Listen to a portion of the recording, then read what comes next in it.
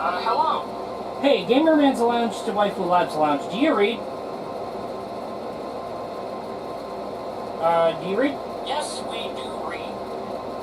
Waifu Labs Lounge to Gamerman's Lounge. What is your purpose of the contact? What is going on? Well, I got my hands on a new Android gaming handheld, and I was wondering, I am in dire need of a live wallpaper, because I've been having a hard time looking for wallpapers, so I was wondering if you could have a shot at it and making your own. Absolutely. As a matter of fact, let me get in contact with my team. So, here's what's going on. Alright, so here's the deal. This is Gamerman's Lounge, and he's requesting for a live wallpaper made by the Waifu Labs Lounge. He wants us to have a shot at it.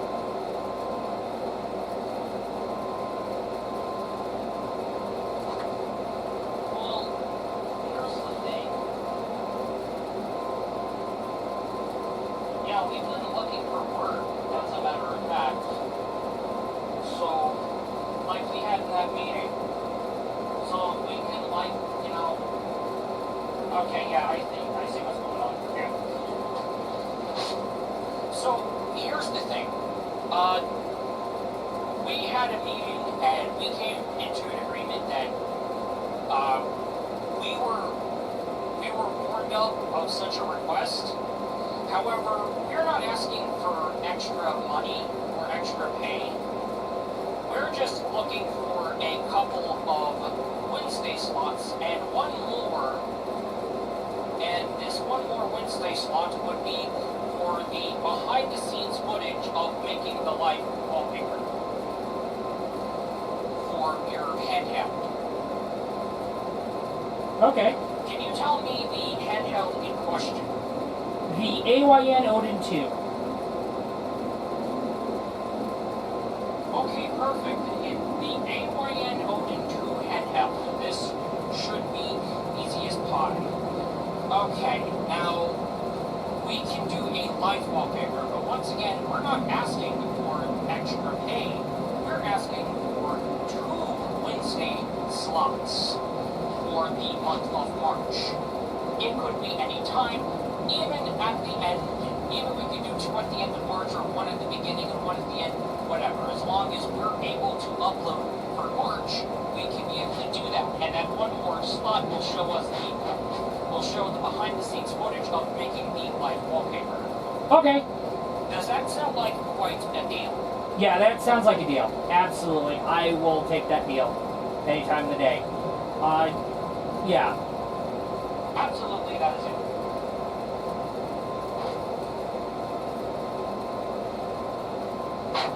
Yes, absolutely. With that totally said, yes, we have your commission request, and we are willing to take that commission indeed. The deal has been sealed. Okay. Okay. Guys, the deal went through. We have 2 Wednesday slots for our Waifu Labs Lounge presentations.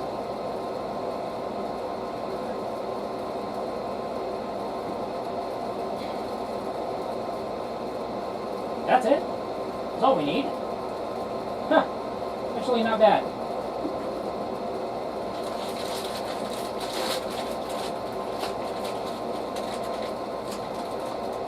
Welcome, the Gamerman's Lounge. Awaken to play. Hey viewers, hopefully things are going well for you. Welcome to the Gamerman's Lounge.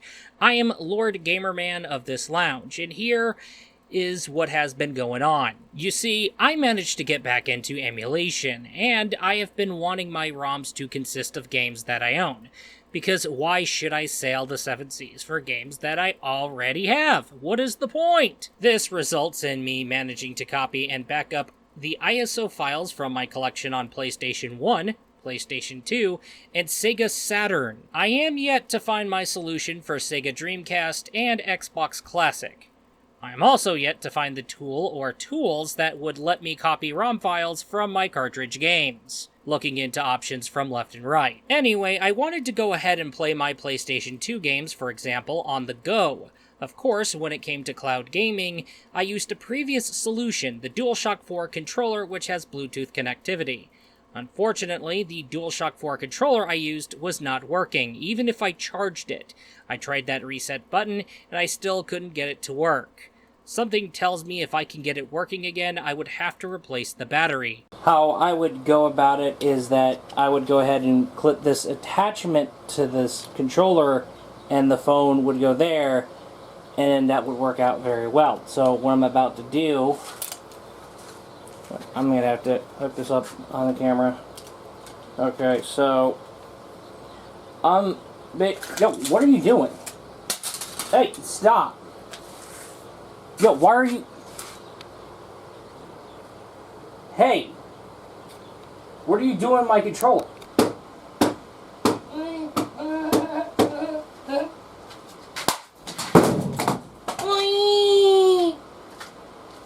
Are you kidding me? She did not just do that just now. Who the hell is she? Is she even from the fucking neighborhood? She is... She's not from the neighborhood? Let me get the shoes on. I gotta look for the controller. Yeah, I know we have to chase her out of the damn area. Is she gone? She's not from this neighborhood. She is not from this neighborhood. What the hell? I remember where the controller flew, and... What? It's that way? Okay, so she ran out and grabbed it. Basically, she picked it up where it flew and then dragged it with her feet and then kicked it across. That's my guess. Oh, shit. Well, I was going to say we could save that controller by replacing the battery on it, but... You know, I would have had a shot at resurrecting this controller had it not been yoinked from my goddamn hands, okay, and smashed, sent flying across, and then only to fly outside. Like, dude, you were just running to the bedroom to switch shoes. You gave her the time to basically drag it across. And besides, by the time we have already found it, the 2 shoulder buttons were missing. I found one of them. Hey man, yo, like, dude, you need to be careful when you're filming outside, because, especially filming the ground, because there's like a dead carcass of a bird. If that accidentally gets caught in the film, it could get like a community guideline strike.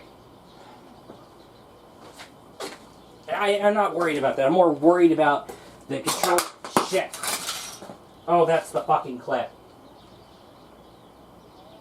That was the clip. Another solution was this attachable controller where my Android phone goes in the middle. I had to get rid of the 2 pads that were occupying the USB-C connector. The modification was easy since they were separate and stuck via adhesives. However, the situation here is that I would have to be careful with the storage when it comes to the PlayStation 2 games. And since I had to figure out what I need to make a power play for some reasons, this was not going to be a solution for the time, unless I managed to grab the latest gacha banner units across most of my gacha games.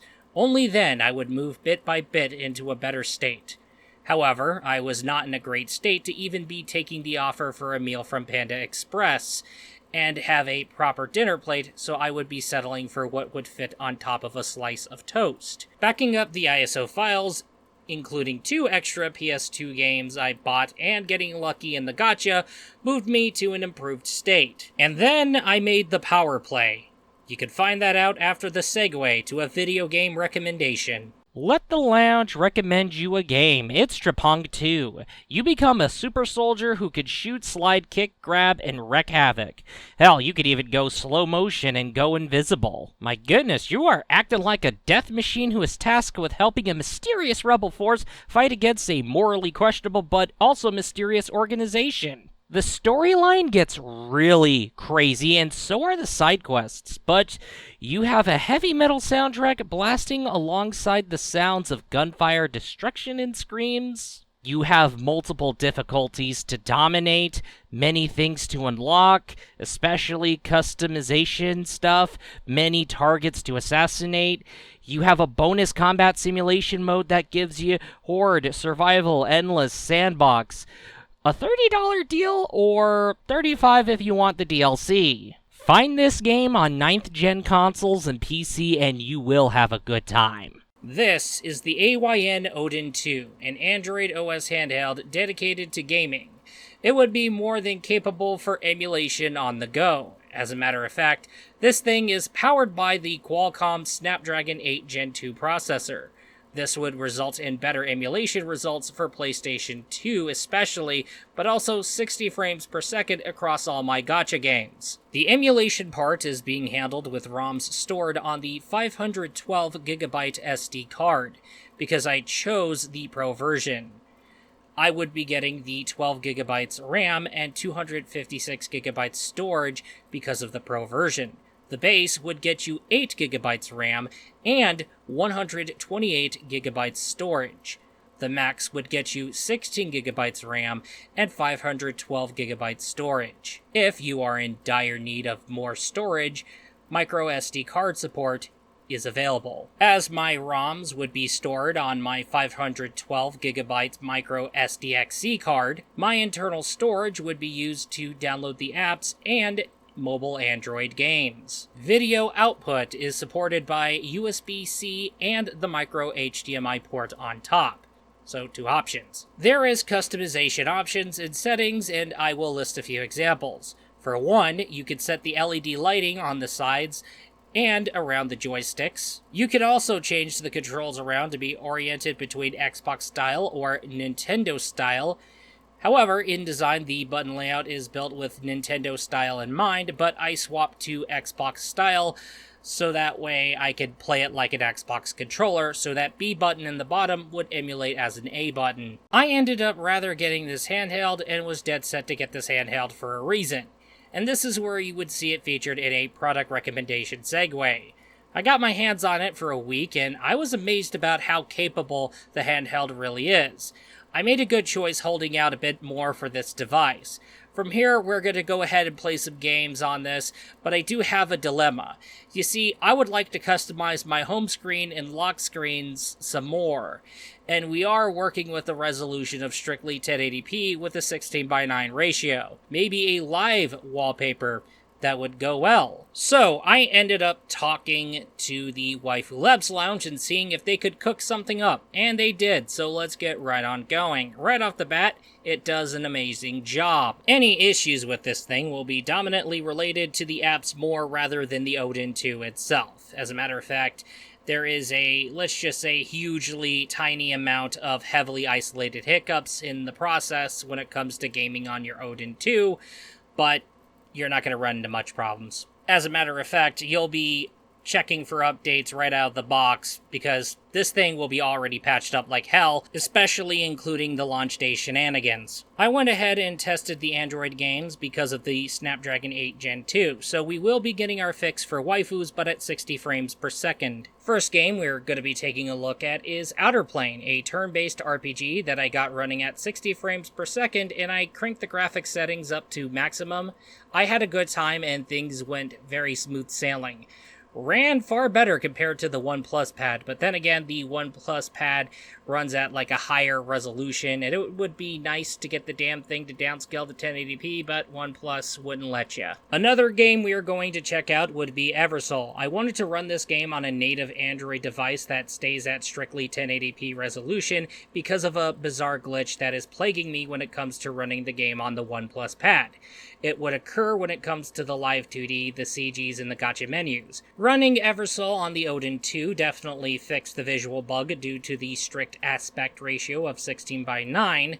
However, a few crashes when it came to the game, but it's definitely on the game itself, and those are like isolated cases, however, smooth sailing at most. Next up, we got Brown Dust 2, definitely running a huge solid 60 frames per second performance, and really handled the Live 2D animations really well. I will say it is a hell of a really wild step-up sequel to Brown Dust, which was later known as Brave 9. Also, we have Echocalypse, which is an idle-style game at most, but it was a surprise hit for me when it came to the character releases.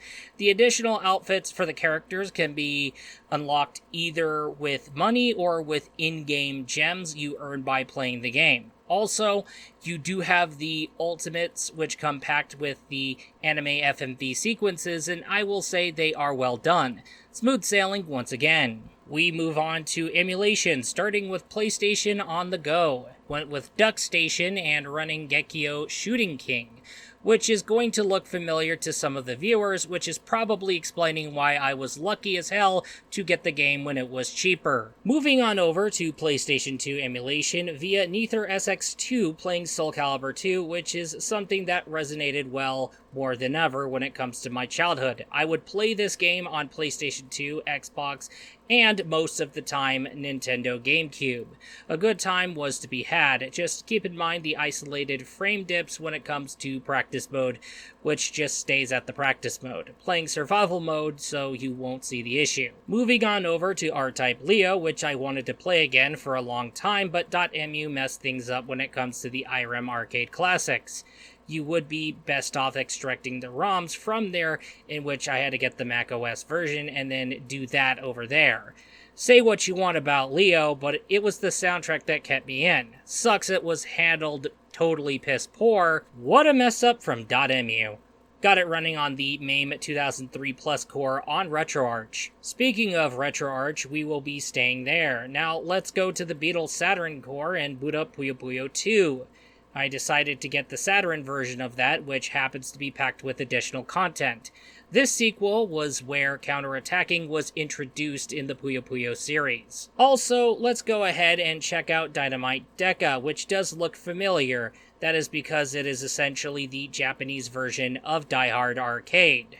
For some reason, the Japanese versions were cheaper compared to the US version. One more game before we bounce. Virtua Fighter 2 for the Sega Saturn. You will find this game more likely on an envelope because it would be bundled with Sega Saturn consoles in the US. Luckily, the US versions of Virtua Fighter were just as affordable anyway, so I managed to give the handheld for a full week, and I will say good times were had. The Odin 2 is one heck of a handheld device. The Odin 2 can handle Android gaming very well.